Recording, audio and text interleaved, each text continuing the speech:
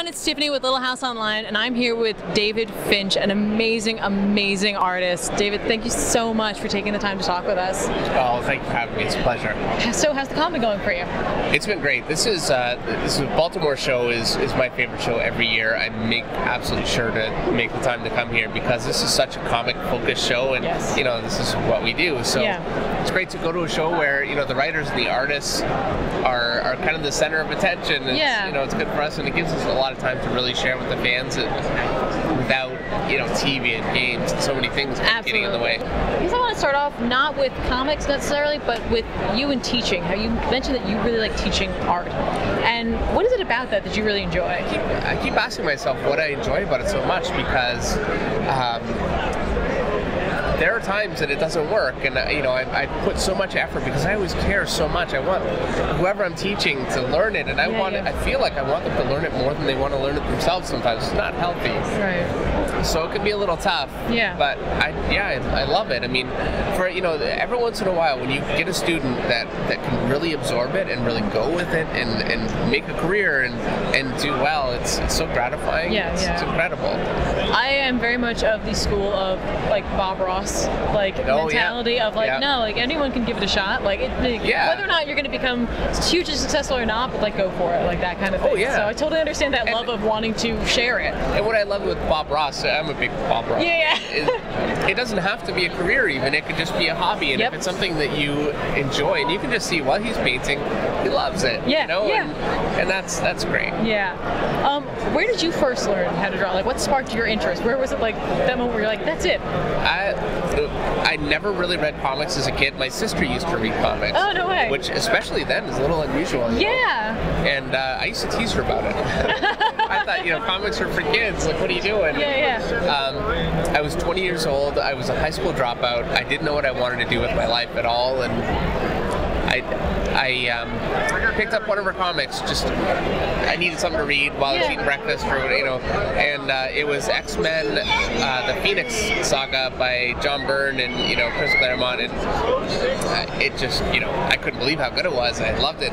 It still didn't actually make me think I wanted to draw because it was just so perfect. Right. But that got me into X-Men, and that got me into Mark Silvestri, and his work was more visceral, and it connected with me more. And I think when I saw Mark Silvestri's work, that was when I thought, okay, this is what I want. That's awesome. That's amazing. Usually, we talk to a lot of people who are I've been drawing since I was a kid or whatever, but it's really kind of refreshing to find someone who's just nope, it was later in life. And I was lost. I had no idea. I knew that, or at least I thought that I was a pretty smart guy. But I was terrible at math, and I hated science, and I really hated almost everything they were teaching me. I love to learn, and I'm really self-motivated when it comes to learning. I'm always learning something new, but for whatever reason, I didn't do well in a school structure. So this is going to kind of relate back to the art as well, but getting more into comics. I've noticed I got into comics later in life as well. They were just hey, you kind of like video games, check this out too, that kind of thing. Grew up watching a lot of the animated shows, that kind of stuff. But I noticed in your books, when I'm reading one of your books, you have this unbelievable skill at showing in a panel exactly the moment that you should be seeing, and whether it is in an action sequence or even in a conversation, it's just the moment where it's just this is almost like I'm watching or looking at a storyboarded movie. This is those in particular moments. Do you know that that's happening, or is this a skill you developed over time? Well, thank you very much. I learned my storytelling from Mark Silvestri. He was my first boss, and he was a great teacher. He was I think what made him such a great teacher was that he would just tell it like it is. He would just tell me exactly, this is why this works, this is why this doesn't, and there was no theory and when it comes to art, there could be a lot of words thrown around without a lot said, and I had the benefit of a teacher that didn't do any of that. So I think I learned a lot.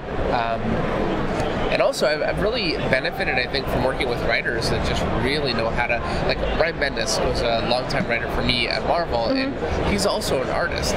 So his scripts were they were flawless. I mean, they were perfect to draw. And I remember at the time, people starting to say, "Oh, you're a really good storyteller." And really, it was me following the script. Sometimes to the extent where he would actually show me, like he would send a panel layout and say, "This is what I want." Oh my gosh. It made me look like a genius. But you're the one that did it though. So, but like it goes hand in hand. Like you can't. I'll take it. Yeah. You've had the chance to write and draw Batman, The Dark Knight. So how much fun was that? Like, drawing Batman is a lifelong. Well, since I've been in comics, long dream, and you know. I feel like it's the kind of character that I do well. It's got shadow and kind of there's some anger there, and that's just what I really like. Yeah.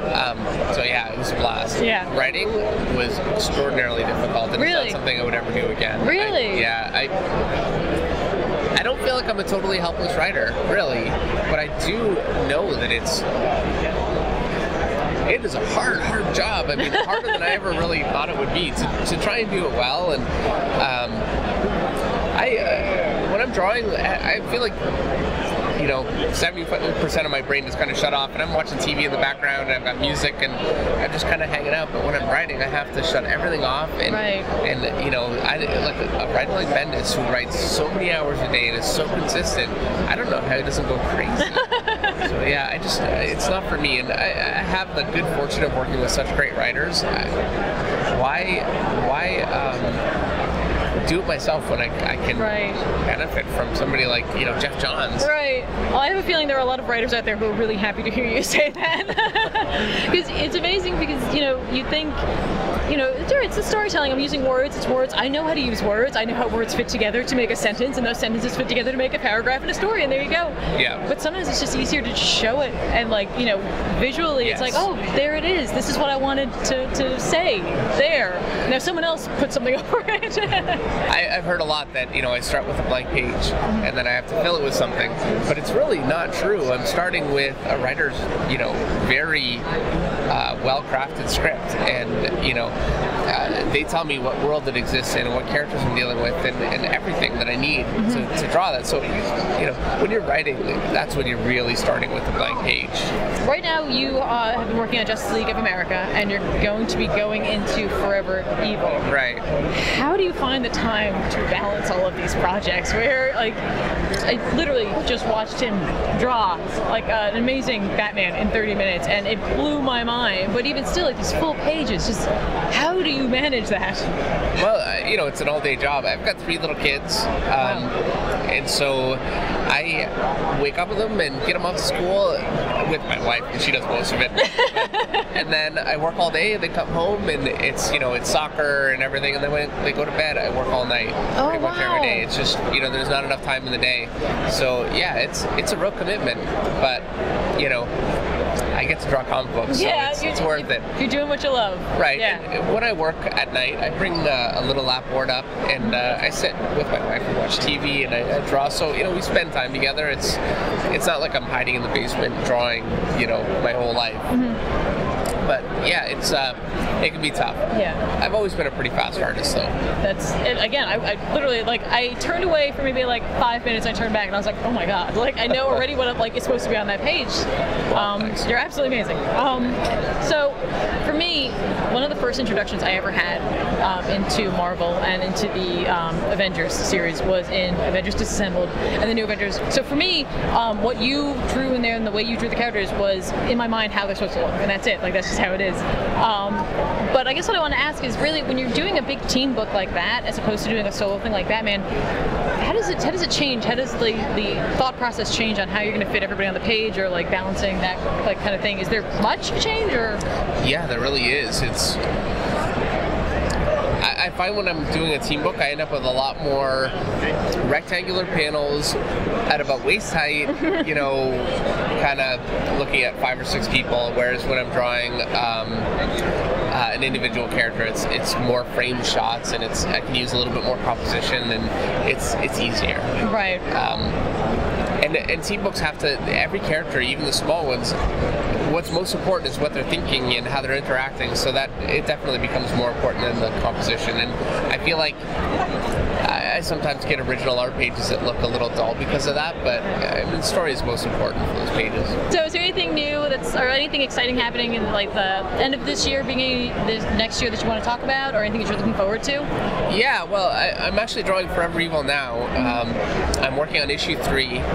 Issue 1 just came out 2 weeks ago. Okay. So I'm really excited about that. It's selling really well, and in issue 1 we captured Dick Grayson and pulled his mask off so the world knows who he is, and it's pretty crazy. In issue 2 we got more coming. Okay. And issue 3, like every issue there's some event happening that is really going to alter the entire DC universe, so it's exciting to be part of that. Awesome. Yeah, it makes it a lot of fun. It's something where I think after 7 issues I might want to avoid conventions. We're going to get mauled by angry fans.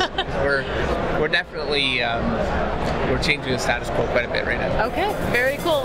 I've noticed that this is also going to really... We're still looking for Tanner Williams. Uh-oh.